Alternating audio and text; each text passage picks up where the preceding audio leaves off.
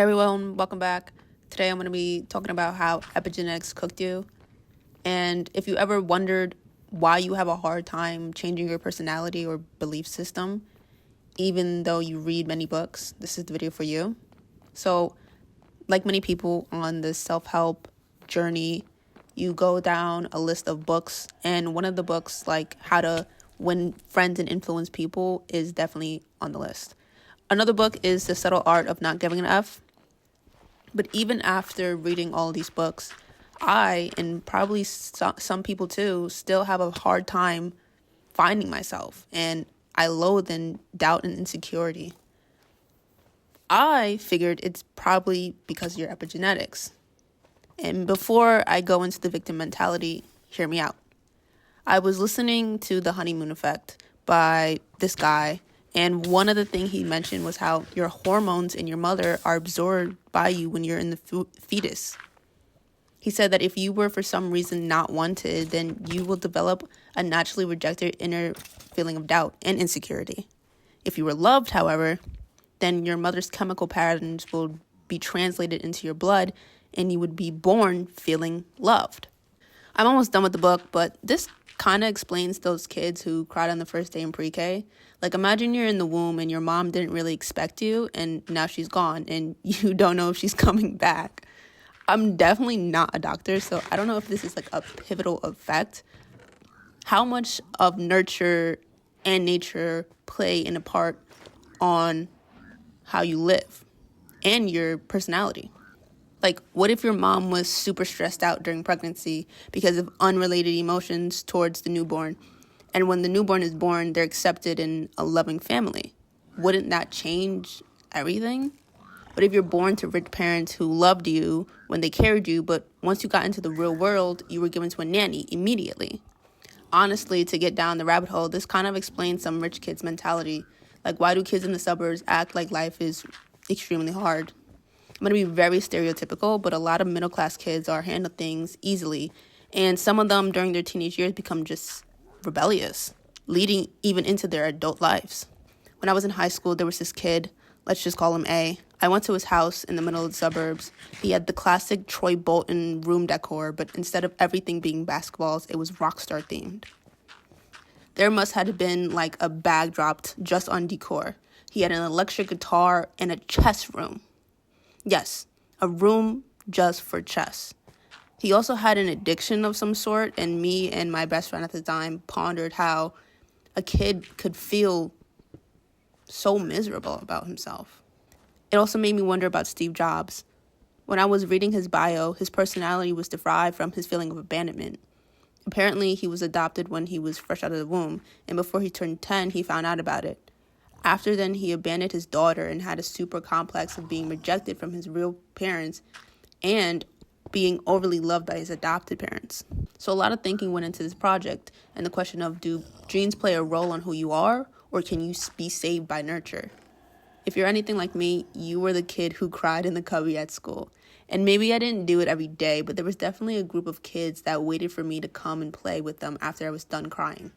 This translated into an older version of me that needed a barrier to entry time slot before I could be myself around people. Instead of crying, I just sit silently in the mornings to scope out the energy. But I'm not shy. It's an odd personality, maybe. Although I'm reserved, once I feel safe, I can do things that most people can and be normal. But once that safety net is gone, I feel like it's preschool again. But isn't that normal? I mean, how normal are extroverts that they go up to anyone and just start talking about the most randomest thing? How normal is it to feel safe around everyone? Again, I'm not a teacher, but I'm pretty sure epigenetics can be activated when the environment signals it. This means if you have a schizophrenic epigenetic code, but your environment is filled with love or safety, or simply nothing triggers it, then that code may stay dormant or recessive. And yes, this gene can then be carried out to the next generation. Speaking of triggers, do you think triggers from other people are encoded in you? I had this friend who came from a toxic family. She then told me she doesn't like nice guys because she likes toxic guys. Nice guys were her trigger. I literally thought this girl was insane, stupid almost, until I realized I like emotionally unavailable people. It was not until I started to see a pattern of the type of people I liked, but it wasn't like I was actively pursuing these people. I just hope that they would pursue me. So the question is, do I love people who seem like they could leave me at any moment because it's a DNA input? Or is it nurture, where I just need to fix something on the external in order to change the internal? Does my friend chase toxic men because of her family dynamic, or because she's been taught that something is wrong with her and she needs to fix it, but can't, and so she chooses the men to fix? Part 2. So maybe in the last part I didn't really explain what epigenetics was. Epigenetics are the changes in the environment that affect the way genes work without changing the actual DNA. Let's just say you're genetically born to an overweight family. You all have slow metabolisms that make gaining weight natural and easier than other families. But you didn't know that. Why? Because your family put you into track at a young age. Biologically, you're set to gain weight, but because of the habits that your parents provided within you at a young age, you manage to maintain an average figure. You then stop track after high school and figure out that eating ramen noodles every day in college dorms made you gain 30 pounds while your roommate only gained 15. Let's look at this word closely. Habit.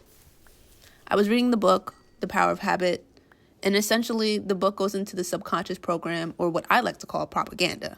Now, propaganda is usually ads to pursue certain emotions in order to inspire action.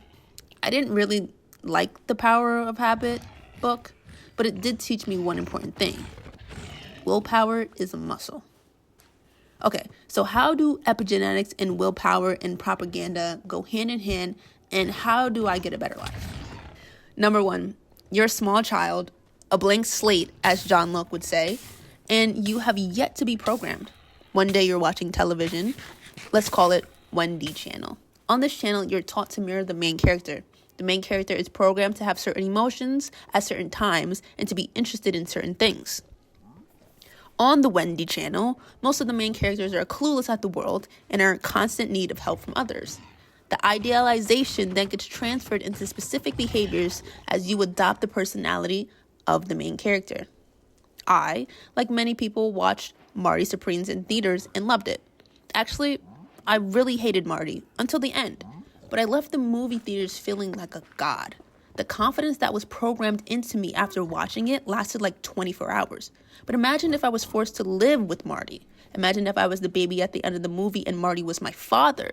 Do you think that I would adopt those same characteristics naturally or by consistent chaperoning?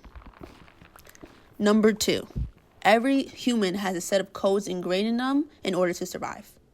When the external world, whether inside or outside the womb, propagates you, your natural triggers, for the lack of better terms, cause you to mirror the desired effect.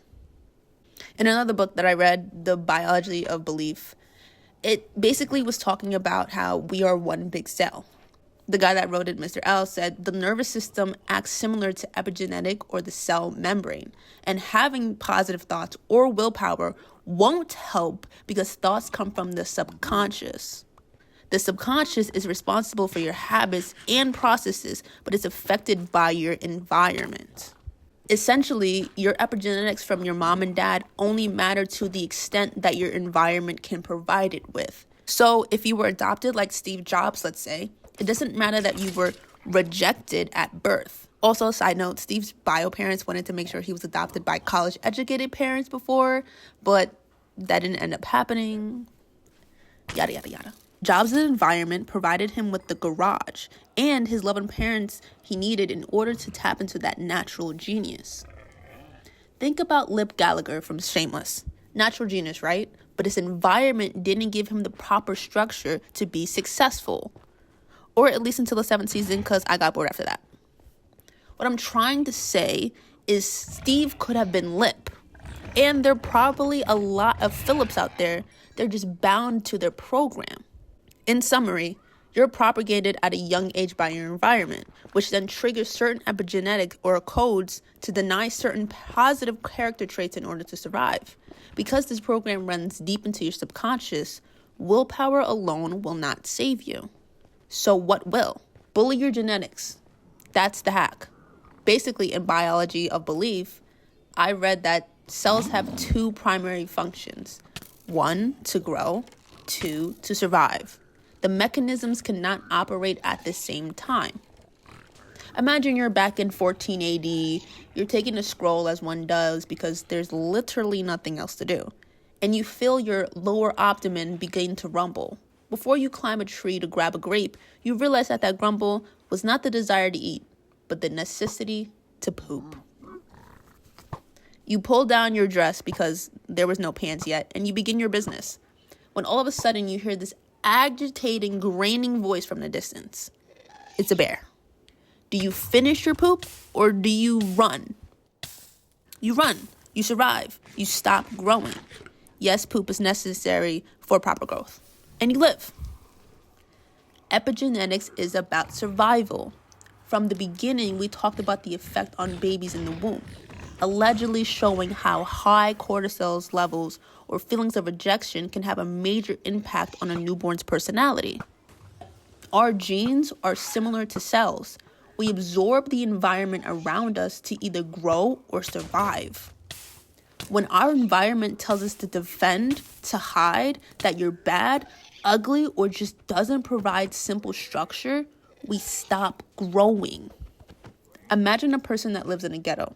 They have their car stolen, they're in constant need of a new job because the neighborhood destroys it, and they can't walk home past 7 p.m. because they'll get robbed. Do you think that person can grow? Do you think children in that environment can grow? No. Why? Because like the person who was taking a stroll in the woods, they have to keep running. What happens if their growth is stunted, not physically, but emotionally and mentally at the age of, let's just say, 10? Do you think that they will grow up past that emotional level when their environment doesn't give them the ability to grow? No. Do you think that they'll grow up and replicate behaviors that help their neighbors and brothers survive, like stealing, robbing, and lying? Yes. Why? Because their environment helped express a natural genetic gene within them, within all of us, to keep us alive. What about that rich kid I mentioned? Do you think he felt loved? No. He probably felt like he could never reach his parents' expectations, that no matter what he did, his love was transactional. Or maybe he really was just crazy. I don't really know. The bear is your environment. You can either kill it or keep it stunting your growth. Your epigenetics have off codes too. Remember how I mentioned that pre-K was slightly traumatizing for me? It wasn't because I felt unwanted, or not at least entirely. It was because I didn't feel safe. Once I got out of the cubby, I was able to grow, meet new people, and have fun. I was the leader of the group sometimes, and sometimes I just played by myself.